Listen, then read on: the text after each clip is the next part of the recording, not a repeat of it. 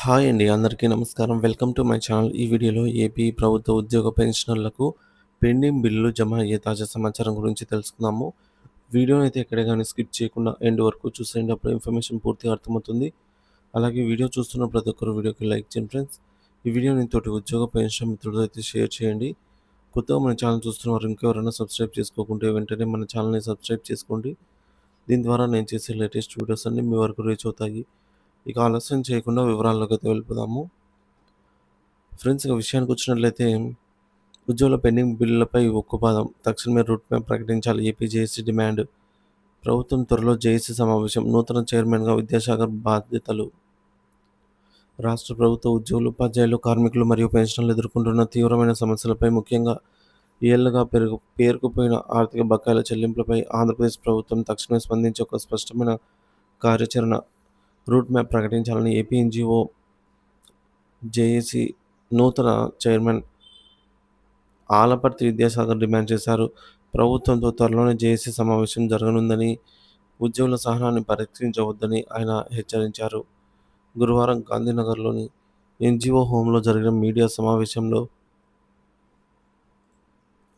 ఉద్యోగ, ఉపాధ్యాయ, కార్మిక, పెన్షనర్ల ఐక్య కార్యాచరణ సమితి జేఏసీ నూతన చైర్మన్‌గా ఏకగ్రీవంగా ఎన్నికైన అనంత విద్యాసాగర్ మాట్లాడారు.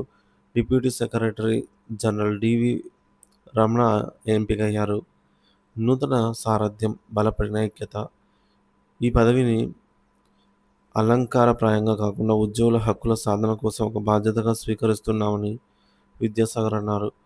తన ఎన్నికకు ఏకగ్రీవంగా మద్దతు తెలిపిన ఏపీటీఎఫ్, అలాగే ఏపీయూటీఎఫ్, ఏపీఎస్ఆర్టీసీ, ఎస్టీయూ, పియ పీఆర్టీయూ, పెన్షన్ల సంఘం, గ్రామ వార్డు సచివాలయ ఉద్యోగుల సంఘం, సిపిఎస్ ఉద్యోగుల సంఘం, పబ్లిక్ సెక్టార్ ఉద్యోగుల సంఘం, ఇంజనీర్ల సంఘం సహా అన్ని సోదర సంఘాలకు ఆయన విజ్ఞప్తి తెలిపారు. కృతజ్ఞతలు తెలిపారు ఫ్రెండ్స్. ఈ ఐక్యతతోనే ఉద్యోగుల సమస్యల పరిష్కారానికి పోరాడతామని స్పష్టం చేశారు. ఆర్థిక బకాయిలు, ప్రభుత్వానికి అల్టిమేటం జారీ. గత ప్రభుత్వ హయాంలో ఉద్యోగులు తీవ్రంగా నష్టపోయారని, అందుకే ఎన్నికల్లో కూటమి ప్రభుత్వానికి మద్దతు తెలిపామని విద్యాసాగర్ గుర్తు చేశారు. మేనిఫెస్టోలో ఇచ్చిన హామీ మేరకు తమ సమస్యలను నిర్ణీత వ్యవధిలో పరిష్కరిస్తామని ఆశించామన్నారు. గత ప్రభుత్వం ఉద్యోగులకు సుమారుగా 27,000 కోట్ల బకాయిలు పెట్టింది. ఈ నూతన ప్రభుత్వం గత సంవత్సర కాలం 7,500 కోట్లు చెల్లించినప్పటికీ ఇంకా భారీ మొత్తంలో బకాయిలు పేరుకుపోయాయి. ఇప్పటికే 3 డీఏలు రావాల్సి ఉండగా ఈ జూలైలో 4వ డీఏ కూడా చెల్లించాల్సి ఉంది. ఆర్థిక ఇబ్బందులతో ఉద్యోగుల పరిస్థితి దయనీయంగా మారింది అని ఆయన ఆవేదన వ్యక్తం చేశారు.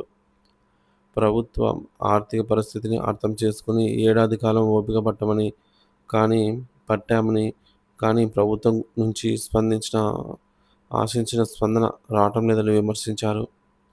ప్రధాన డిమాండ్లు పరిష్కారం ఎప్పుడు? ప్రభుత్వం తక్షణమే దృష్టి సారించాల్సిన కీలక అంశాలను ఆయన ప్రస్తావించారు. నూతన పీఆర్సీ కమిషన్, ఉద్యోగుల వేతన సవరణ కోసం తక్షణమే నూతన పీఆర్సీ కమిషన్ నియమించాలి. పెండింగ్లో ఉన్న 3 డీఏలను వెంటనే మంజూరు చేయాలి.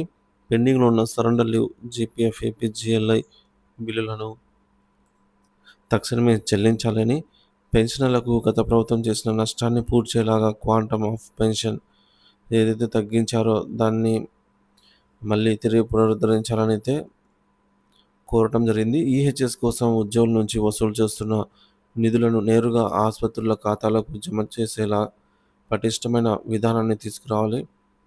ఉద్యోగుల ఆర్థికేతర సమస్యలపై చర్చించేందుకు ప్రభుత్వంలో ఒక శాశ్వత యంత్రాంగాన్ని ఏర్పాటు చేయాలి. ఇక ఇతర కీలక సమస్యలు ఏవైనా కూడా ప్రభుత్వం దృష్టికి తీసుకురావాలని చెప్పేసి JAC secretary general KSS Prasad మాట్లాడుతూ మరికొన్ని ముఖ్యమైన సమస్యలను ప్రభుత్వం దృష్టికి తీసుకెళ్లారు.